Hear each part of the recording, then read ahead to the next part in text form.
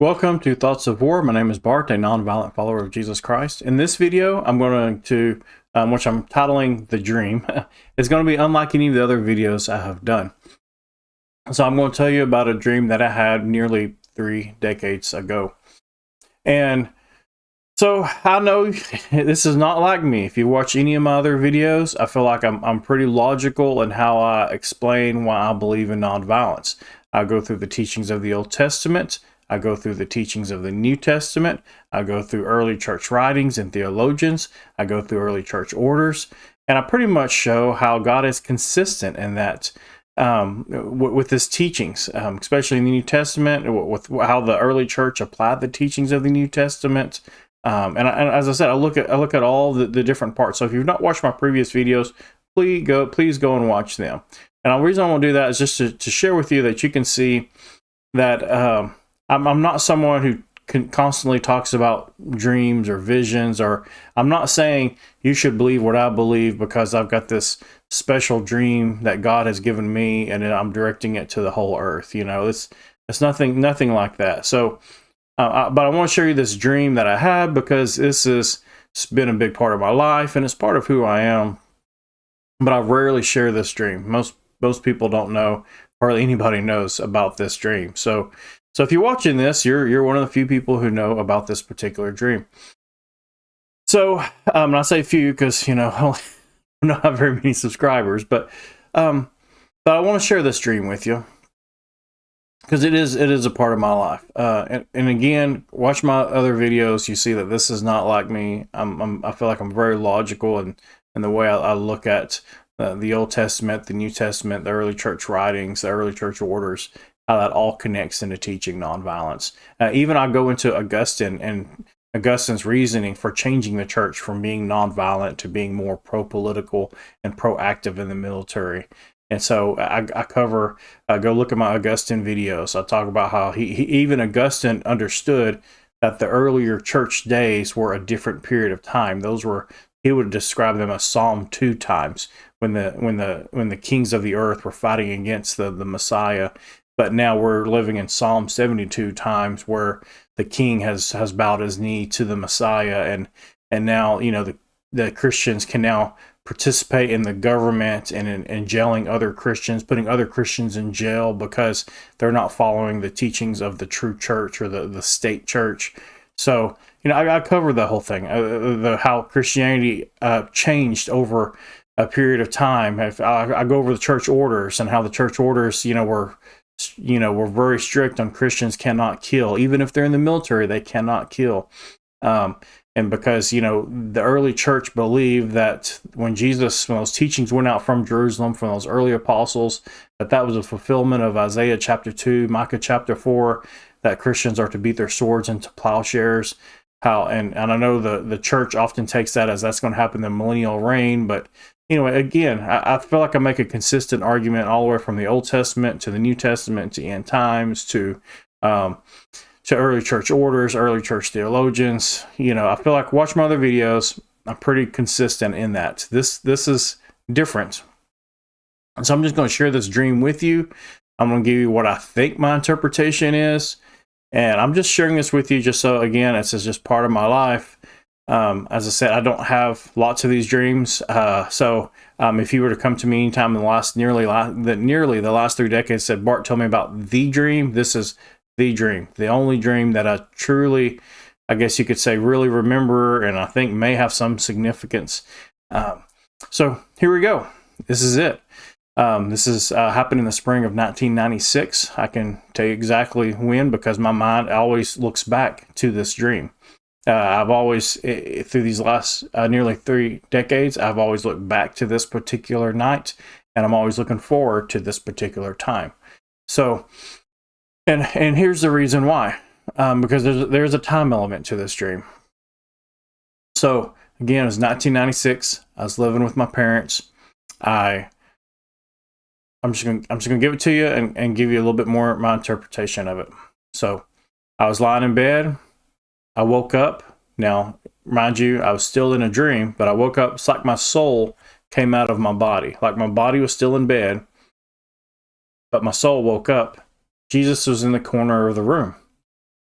And I knew he was there to take me home. I knew I had died and my time on this earth was over, and he was about to take me to be with him in heaven. And so I said, Lord, not yet. I've not yet told my friends about you. That's just what I remember saying. And then he said, you have 2 to 4 weeks. And then I laid back down in my bed, and then my whole body just tingled. Like, I remember waking up and my whole body just, it's like, when your leg goes to sleep or your arm goes to sleep, but it was just like my whole body had been to sleep. Anyway, I woke up and that's it. That was the dream.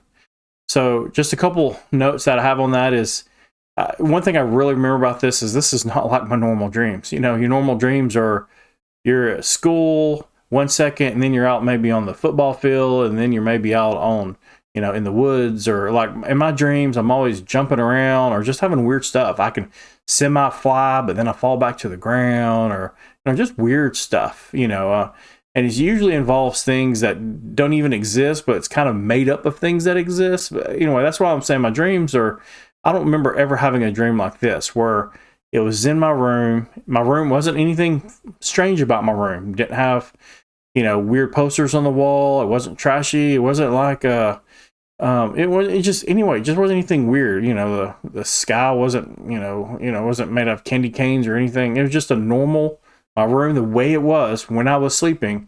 I woke up and that's the way my room was. So one I remember about that. I think that was strange. That stuck with me, and that this was not like any other dream. And what solidified it too was also the waking up and my whole body being tingling, because it was just kind of like my soul had left the body and it came back, and it was just really weird. And that's the way my brain interpreted it, was like, oh wow, my whole body's tingling. It's like, something was different.